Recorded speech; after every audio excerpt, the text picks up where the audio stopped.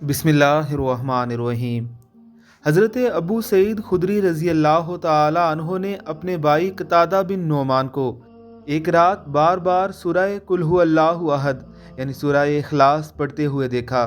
सुबह हुई तो उन्होंने नबी करीम सल्लल्लाहु अलैहि वसल्लम से इसका जिक्र किया। नबी करीम सल्लल्लाहु अलैहि वसल्लम ने फरमाया, उस ज़ात की कसम जिसके हाथ में मेरी जान है, ये सूरत कुरान मजीद के तीसरे हिस्से के बराबर है। यानी अगर आप इस सूरह मुबारका को 1 मिनट में पढ़ना चाहें तो तकरीबन 3 बार पढ़ सकते हैं, और 3 बार पढ़ने पर आपको एक कुरान करीम मुकम्मल पढ़ने का सवाब मिलेगा। इस सूरह मुबारका को 3 बार पढ़ने का मामूल ज़रूर बनाइए। आपका सिर्फ 1 मिनट लगेगा, और सवाब की हैसियत से ये इतना है कि शायद ये 1 मिनट ही आपकी बख्शिश का बायस बन जाए। अल्लाह हम सबको तौफीक अता फरमाए। आमीन सुम आमीन।